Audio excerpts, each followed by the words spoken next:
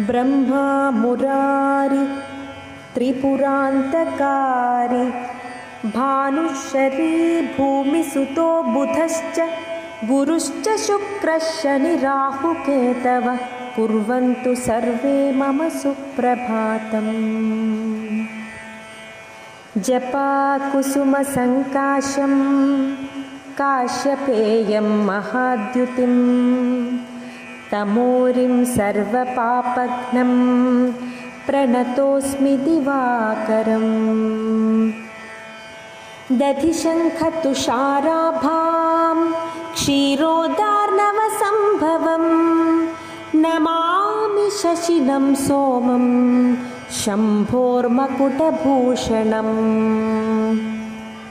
धरणीगर्भसम्भूतं विद्युल्कान्तिसमप्रभं कुमारं शक्तिहस्तं तं मङ्गलं प्रणमाम्यहम्।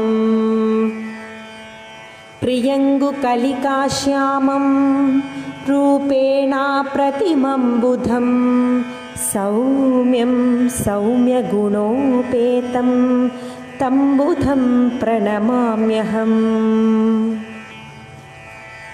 देवानांश्च ऋषीणांश्च गुरुं काञ्चनसन्निभं बुद्धिभूतं त्रिलोकेशं तं नमामि बृहस्पतिम्।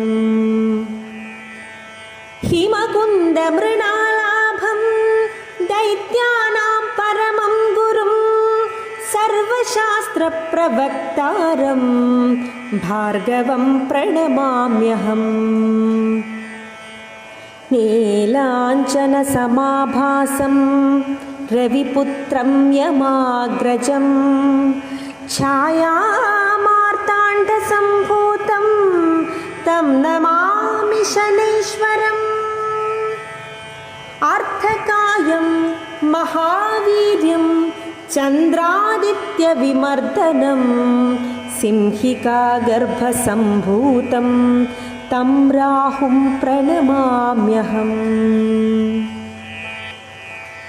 पलाशपुष्पसङ्काशं तारकाग्रहमस्तकं रौद्रं रौद्रात्मकं घोरं तं केतुं प्रणमाम्यहम्।